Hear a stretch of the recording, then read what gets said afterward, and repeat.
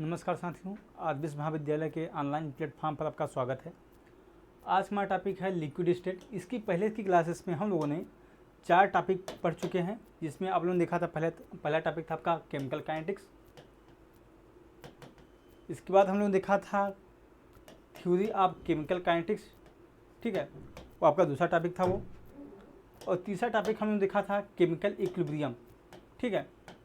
और चौथा टॉपिक हमने देखा है गैसेस स्टेट। आज हम लोग पाँचवां लेसन कहा जाए, पाँचवा जो चैप्टर आपका है वो आपका लिक्विड स्टेट है, उसको हम लोग शुरुआत कर रहे हैं, ठीक है ना। तो कुल मिला के हम लोग 4 चैप्टर पढ़ चुके हैं। हम लोग इसके पहले देखा था गैसेस स्टेट को, अब हम लोग देख रहे हैं लिक्विड स्टेट को, ठीक है। अगर गैसेस स्टेट में हम लोग चीज़ देखा था कि अगर हम लोग कंपेरिजन करने की कोशिश करें, आप अगर मान लीजिए ये गैसेस एक कंटेनर है, ठीक है, यहाँ पे गैसेस मालिक्यूल आपके गैसेस मालिक्यूल इस प्रकार से मान लीजिए हैं, ठीक है। ये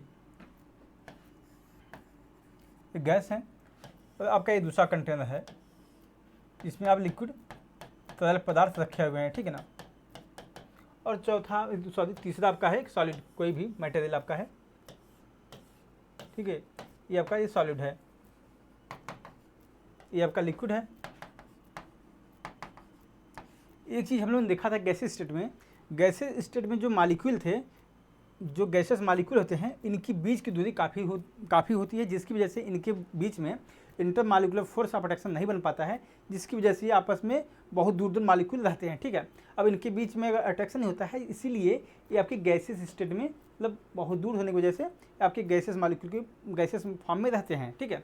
और इनका अगर हम प्रॉपर्टी बात की जाए गैसेस मालिक्यूल की, इनका न तो कोई शेप था, न कोई निश्चित आयतन होता है, ठीक है ना। कहें यहाँ पे गैसेस की बात की जाए, ठीक है। अब लिक्विड स्टेट की बात की जाए, इसके कंपेरिजन में, गैस के कंपेरिजन में लिक्विड स्टेट में इंटरमॉलिक्यूलर फोर्स ऑफ अट्रैक्शन होता है, वो ज़्यादा होता है, ठीक है। इसका शेप निश्चित नहीं होता है, आयतन इसका निश्चित होता है।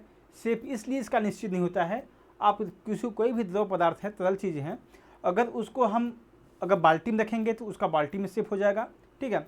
अगर उसको हम एक कढ़ाई में रखेंगे तो कढ़ाई में उसका शेप जैसा बन जाएगा, ठीक ना। कहने का मतलब है कि लिक्विड का कोई शेप नहीं होता है, और इसका जो आयतन होता है वो लेकिन फिक्स होता है, ठीक है। इसी अगर हम बात करें गैसेस में, गैसेस का न हो आयतन न शेप, ठीक है ना, शेप होता है न इसका वॉल्यूम फिक्स होता है।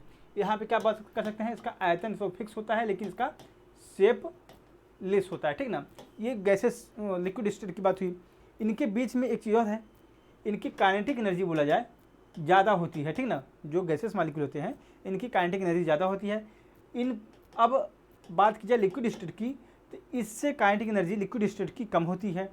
और हम इस चीज़ को सॉलिड स्टेट में देखें तो सॉलिड स्टेट के जो मालिक्यूल होते हैं इनकी काइनेटिक एनर्जी सबसे कम होती है, ठीक ना। और एक चीज़ और है, हम लोग सबको पता है सॉलिड स्टेट के जो शेप होते हैं, आकार और आयतन आपके, ये दोनों इसके निश्चित होते हैं, ठीक ना। जो सॉलिड स्टेट होते हैं, जो ठोस पदार्थ होते हैं, उसके आकार और आयतन दोनों निश्चित होते हैं। इनके बीच में जो इंटरमॉलिक्यूलर फोर्स ऑफ अट्रैक्शन होता है, ठीक है, वो काफ़ी होता है, जिसकी वजह से मालिक्यूल इसके कण होते हैं जो सॉलिड स्टेट में, वो काफ़ी पास में होते हैं, जिसकी वजह से ये आपस में अट्रैक्ट होकर सॉलिड फॉर्म में बन जाते हैं, ठीक है ना। तो कहा जाए तो अगर बात की जाए तो इंटरमॉलिक्यूलर फोर्स ऑफ अट्रैक्शन जो होगा,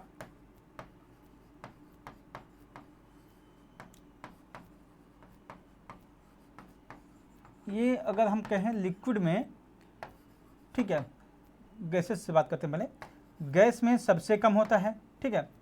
उसके बाद लिक्विड में गैस ज़्यादा होता है, और सॉलिड में सबसे ज़्यादा होता है इंटरमॉलिक्यूलर फोर्स ऑफ अट्रैक्शन, ठीक है ना। तो जिसकी वजह से सबसे ज़्यादा अगर हम सॉलिड में हैं तो सॉलिड होने इंटरमॉलिक्यूलर फोर्स ऑफ अट्रैक्शन सबसे ज़्यादा होने की वजह से जो सॉलिड इसका जो मालिक्यूल होते हैं वो सॉलिड फॉर्म में रहते हैं, ठीक ना। अब तरल अवस्था में क्या होता है कि इससे कम होता है, जिसकी वजह से मालिक्यूल जो होते हैं वो लिक्विड फॉर्म में होते हैं, लेकिन गैसेस मालिक्यूल में जो फोर्स ऑफ अट्रैक्शन होता है वो बहुत कम होता है, जिसकी वजह से जो मालिक्यूल होते हैं वो गैसेस स्टेट में पाए जाते हैं, ठीक ना। ये हम लोग ने बेसिक चीज़ें समझ ली हैं। अब देखते हैं लिक्विड स्टेट, ठीक है ना। Liquid molecule have relatively greater force of attraction than gas molecule, ठीक है ना। इसके पहले मैं बता चुका हूँ चीज़ों को कि जो गैसेस मालिक्यूल होते हैं उनसे लिक्विड मालिक्यूल जो होते हैं उनके फोर्स ऑफ अट्रैक्शन ज़्यादा होते हैं, ठीक है ना। Hence they comparatively closer to each other than gas, ठीक है। गैसेस मालिक्यूल में जो गैसेस स्टेट होते हैं, इसमें जो मालिक्यूल होते हैं वो काफ़ी दूरी पे होते हैं, लेकिन लिक्विड मालिक्यूल में जो होंगे, जो लिक्विड फॉर्म में होगा, इसमें जो मालिक्यूल होंगे वो गैस की तुलना में काफ़ी क्लोज होते हैं, जिसकी वजह से एक चीज़ जो है लिक्विड, अगर आपने देखा है, ठीक है, लिक्विड को इसको हम लोग कंप्रेस नहीं कर सकते, ठीक है ना। अगर मान लीजिए इसको दबाएंगे हम लोग तो जो इसको हम दबा नहीं सकते, सिंपल सी बात की जाए तो लिक्विड को हम लोग दबा नहीं सकते, ठीक है। ये चीज़ इसकी एक प्रॉपर्टी होती है। These molecule are constantly in random motion. अब यहाँ पे क्या बात की जा रही है कि जैसे गैसेस मालिक्यूल थे वो रैंडम मोशन में मूव करते थे बहुत तेज़ से, ठीक है। उसी प्रकार से गैसेस मालिक्यूल की तरह ही लिक्विड मालिक्यूल भी आपस में रैंडम मोशन में मूव करते रहते हैं, ठीक है ना। Like gas, average kinetic energy of liquid molecule is directly proportional to the absolute temperature, ठीक है ना। हमने इसके पहले बताया जो काइनेटिक एनर्जी होती है गैसेस मालिक्यूल की वो ज़्यादा होती है, लेकिन लिक्विड स्टेट की जो काइनेटिक एनर्जी होती है वो गैसेस मालिक्यूल से कम होती है, ठीक है। हम लोग इसकी अब विशेषताएं देख लेते हैं, लिक्विड की प्रॉपर्टी क्या होती हैं, इसकी विशेषताएं क्या हैं, ठीक है। पहली इसकी विशेषता है liquid do not have a fixed shape, ठीक है। जैसा कि इसके पहले बताया गया आपको कि लिक्विड का कोई निश्चित आकार नहीं होता। Like gases liquid have no definite shape, ठीक है। जो गैस की तरह इसका भी बताया जा रहा है कि जो लिक्विड होते हैं, जो तरल पदार्थ होते हैं, उसका भी कोई आकार नहीं होता है। And take the shape of container in which they are keeped, ठीक है ना। और ये उसी शेप में हो जाते हैं जिस शेप के बर्तन में इन्हें रखा जाता है, ठीक ना। ये लिक्विड की बात की जा रही है। Liquid occupy the definite volume, ठीक है। यहाँ पे बताया जाता है कि जो लिक्विड होते हैं उनके निश्चित आयतन होते हैं। Liquid being shapeless have a definite volume, ठीक है ना। अब बताया जाता है कि जो लिक्विड होते हैं वो तो शेपलेस होते हैं, ठीक है, जिनका आकार कहा जाए तो उनका आकार विहीन होते हैं। लिक्विड तरल पदार्थ जो होते हैं आकार विहीन होते हैं, लेकिन उनका निश्चित उनका निश्चित आयतन होता है, निश्चित उनका वॉल्यूम होता है। Also they are not squeezed by the applying the pressure like solid, ठीक है ना। तो यहाँ पे ये बताया जाता है कि जो आपका तरल पदार्थ होगा, ठीक है, उसको हम लोग जब दबाएंगे तो उसको दबा नहीं सकते हैं जैसे सॉलिड को हम लोग दबा सकते हैं, ठीक है ना। अगर मान लीजिए सॉलिड मालिक्यूल है, ठीक है, अगर सॉलिड फॉर्म में कोई चीज़ें हैं, ठीक है, इसको ले लीजिए और तरल को ले लीजिए, ठीक है ना, ये आपका लिक्विड है, इन दोनों को हम लोग नहीं दबा सकते हैं, ठीक है ना। लेकिन अगर गैसेस मालिक्यूल को हम लोग देखा गया था, ठीक है, गैसेस मालिक्यूल इस प्रकार से थे, तो इसको हम लोग प्रेशर अप्लाई करके गैसेस मालिक्यूल को हम लोगों ने लिक्विड में कन्वर्ट किया हुआ है, ठीक ना। तो ये कह सकते हैं कि जो तरल पदार्थ होता है और जो ठोस पदार्थ होते हैं उन दोनों को हम लोग दबा नहीं सकते हैं, लेकिन हम लोग गैसेस को आसानी से प्रेशर अप्लाई करके दबाया जा सकता है, ठीक है। लिक्विड है फ्लेक्सिबिलिटी एंड नॉट रिजिडिटी, ठीक है ना। अब रिजिडिटी मतलब कहने क्या मतलब है, इसका कठोरता, ठीक है ना, कहा जाए इसमें कठोरता नहीं होती है, इसमें फ्लेक्सिबिलिटी होती है। फ्लेक्सिबिलिटी मतलब ये आपको मूव करता है ना। अब देखे होंगे जो द्रव पदार्थ होते हैं, जो तरल पदार्थ होते हैं वो मूव करते रहते हैं, लेकिन इसमें रिजिडिटी मतलब कठोरता नहीं होती, ये मूव मतलब नहीं करते, ऐसा नहीं है, ये मूव करते हैं, ठीक है ना। Unlike solid liquid are not rigid, ठीक है। जैसे सॉलिड मालिक्यूल होता है वो कठोर होता है, ठीक ना। जो सॉलिड मालिक्यूल आपका होगा कुछ इस तरीके से होगा, ठीक है, कहा जाए तो आपका मूव नहीं करता है। लेकिन लिक्विड मालिक्यूल जो होते हैं वो रिजिड नहीं होते हैं, ठीक ना। But have they tendency to flow because they have less intermolecular force than solid, ठीक है ना। अब यहाँ पे क्या बताया जा रहा है कि जो लिक्विड मालिक्यूल होते हैं उनकी फ्लूइडिटी क्यों होती है, ठीक है, वो उनकी तरलता क्यों होती है, वो मूव क्यों करते हैं, क्योंकि सॉलिड जो होते हैं उसमें इंटरमालिक्यूलर फोर्स ऑफ अट्रैक्शन बहुत ज़्यादा होता है, जिसकी वजह से वो मालिक्यूल रिजिड हो जाते हैं। लेकिन जब लिक्विड जो मालिक्यूल होते हैं उनमें फोर्स ऑफ अट्रैक्शन जो होता है सॉलिड की अपेक्षा कम होता है, जिसकी वजह से ये मालिक्यूल जो होते हैं वो आपस में एक दूसरे मूव करते रहते हैं, ठीक ना। लिक्विड जो मालिक्यूल होते हैं वो मूव करते रहते हैं, जिसकी वजह से इनकी तरलता पाई जाती है, इनमें फ्लूइडिटी पाई जाती है, ठीक है। Than solid different liquid have different relative fluidity. For example milk move less quickly than on honey. अब कहने का मतलब है कि देखिए सब जितने भी तरल पदार्थ होते हैं अपनी एक फ्लूइडिटी होती है, एक उनकी तरलता होती है कि कौन कितना तेज़ी से मूव कर सकता है। अगर एक चीज़ आप ध्यान रखेंगे, अगर आप लोग ठीक है, मधु जानते होंगे आप लोग, ठीक है, और द्रव, अब कोई भी ले सकते हैं यहाँ पे। द्रव में आप मान लीजिए दूध ले लीजिए, ठीक है, या पानी ले लीजिए, दोनों एक ही बात है, ठीक है, क्योंकि लगभग इनकी फ्लूइडिटी लगभग बराबर ही होती है, लगभग बराबर होती है, ठीक है। अब अगर चीज़ को देखें हम लोग, मधु को अगर हम लोग किसी फ्लो रख देते हैं कहीं पे, ठीक है ना, कहीं मान लीजिए इसको कहीं हम गिराते हैं, ठीक है, मान लीजिए कोई बर्तन से हम लोग गिराएंगे तो ये देखेंगे कि इसमें जो फ्लूइडिटी इसकी होगी एक कम मूव करता है, लेकिन अगर तरल पदार्थ कोई होगा, दूध या पानी होगा, इसमें फ्लूइडिटी ज़्यादा होती है, ठीक है। ये चीज़ यहाँ बताने की कोशिश की जा रही है। लिक्विड हैव लेसर डेंसिटी, ठीक है। अब यहाँ पे क्या बताया जा रहा है कि जैसे हम लोगों ने देखा था जो गैसेस मालिक्यूल थे उनकी डेंसिटी सबसे कम होती थी, ठीक है, क्योंकि इसके मालिक्यूल के काफ़ी दूर दूर फैले हुए थे और इसकी वजह थी कि इसके बीच में जो इंटरमॉलिक्यूलर फोर्स ऑफ अट्रैक्शन वो काफ़ी कम पाया जाता था, ठीक है ना। लेकिन अब लिक्विड में क्या होता है, लिक्विड के केस में इसमें force of attraction gases molecule से ज़्यादा पाया जाता है, जिसकी वजह से इसकी डेंसिटी गैस मालिक्यूल से ज़्यादा होती है, लेकिन पानी जो सॉलिड ठोस अवस्था होती है उससे इसकी डेंसिटी कम होती है, ठीक है ना।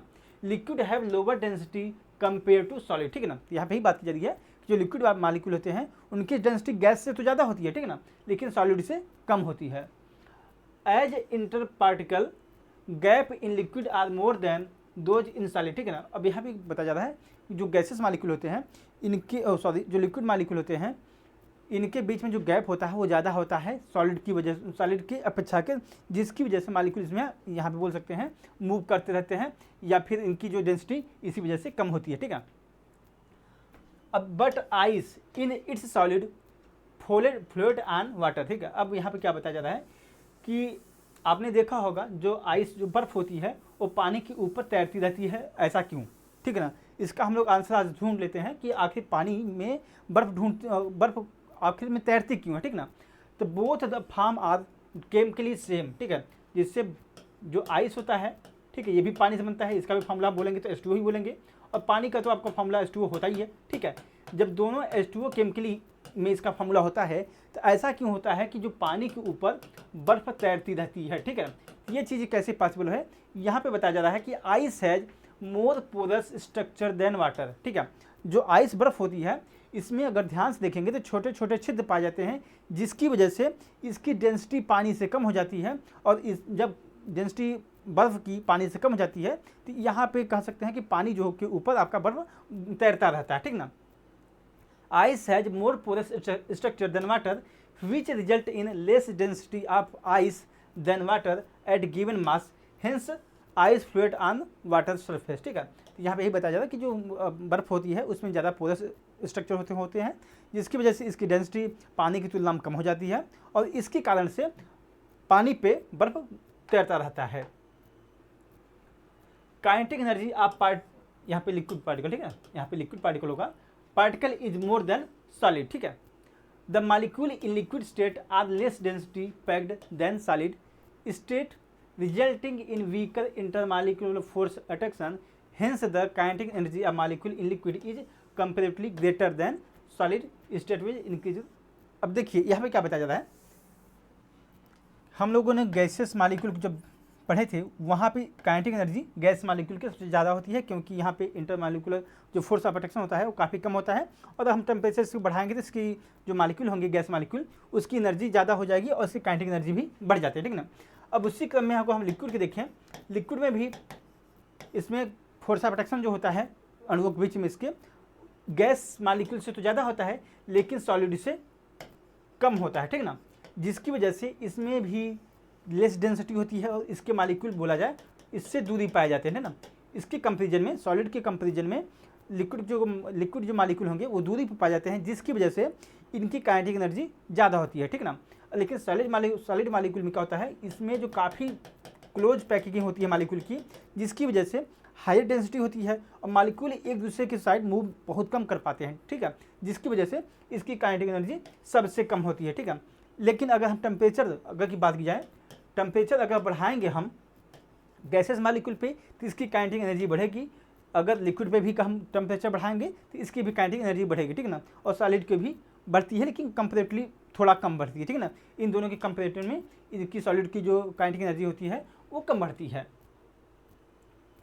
Particle in liquid state can easily diffuse. ठीक है, अब यहाँ पे क्या बताया जा रहा है कि जैसे अगर आपने नोटिस किया होगा कि एक गिलास अगर पानी हम लोग, ठीक है, रख लीजिए और खुले में छोड़ दीजिए, ठीक है ना, आप 2-4 दिन बाद देखेंगे जितना हमने पानी लिया था उससे वो कम हो जाता है, ठीक है ना। तो कहने क्या मतलब होता है कि जो गैस लिक्विड होता है वो डिफ्यूज करता रहता है। डिफ्यूज करने मतलब वो अपने आप को इवापोरेट करके अपने पार्टिकल्स को मूव करता रहता है इन्वायरमेंट में, ठीक है ना। तो यहाँ पे ही बताया जा रहा है because of less intermolecular force of attraction liquid molecule show dispersion than molecule in solid state. ठीक है, अब एक चीज़ समझ लीजिए, गैस इन सब का जो डिस्पर्सन हो रहा है, जो भी डेंसिटी कम है, इन सब के लिए केवल जिम्मेदार इंटरमॉलिक्यूलर फोर्स ऑफ अट्रैक्शन है, ठीक है ना।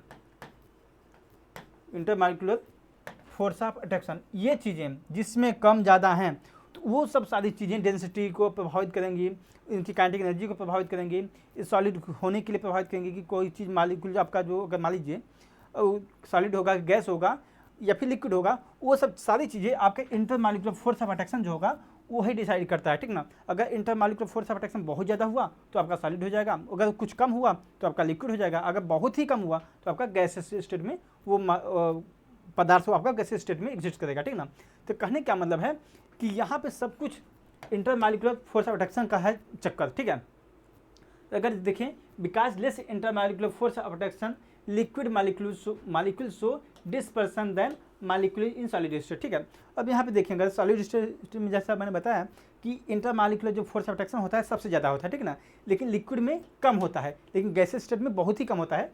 तो यहाँ पे बोला जाए कि जब यहाँ पे कम है तो जो मॉलिक्यूल्स होते हैं वो इन्वायरमेंट में डिस्पर्स होते रहते हैं, फैलते रहते हैं, ठीक है ना।